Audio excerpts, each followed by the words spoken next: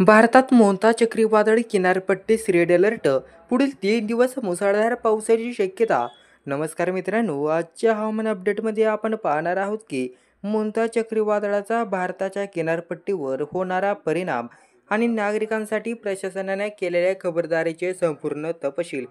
ताज्या माहितीनुसार मोंता चक्रीवादळामुळे भारताच्या काही राज्यांमध्ये किनारी भागांसाठी रेड अलर्ट जारी केला आहे.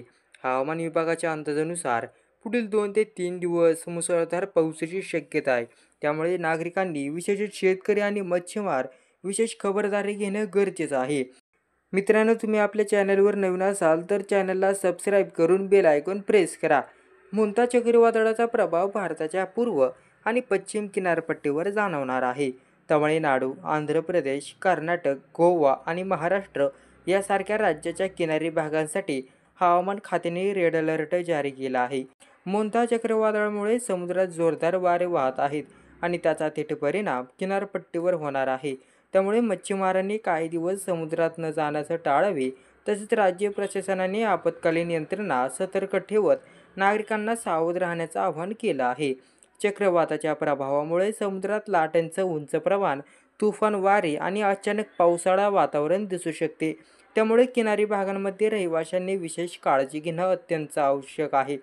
हवामान खात्याच्या अंदाजानुसार पुढील 2 ते 3 दिवस मुसळधार पावसाची शक्यता आहे.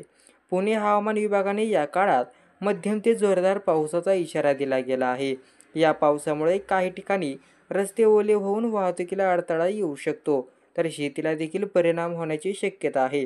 शेतकरी मित्रांनी त्यांच्या पिकांचे नुकसान टाळण्यासाठी आधीच खबरदारी घेणं गरजेचं आहे. किनारी भागातील नागरिकांनी घराबाहेरच्या कामाला लवकर न पडता सावधगिरीने योजना आखावी.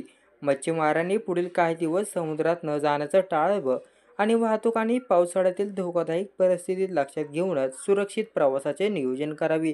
मित्रांनो, मोंता चक्रीवादळामुळे किनारपट्टीच्या राज्यात पावसाचं प्रमाण वाढेल. तमिळनाडू सोबतच आंध्र प्रदेश सोबतच महाराष्ट्र सोबतच गोवा आणि कर्नाटक या राज्यांमधील नागरिकांनी प्रशासनाच्या सूचनांचं पालन करणं अत्यंत आवश्यक आहे. शेतकरी, मच्छीमार आणि नागरिकांनी सावधगिरी बाळगावी, तर या संकटातून सुरक्षितता राहता येईल. हवामान विभागाकडून सतत अपडेट्स येत राहतील, त्यामुळे नागरिकांनी अद्ययावत माहितीवर लक्ष ठेवणं आवश्यक आहे. धन्यवाद.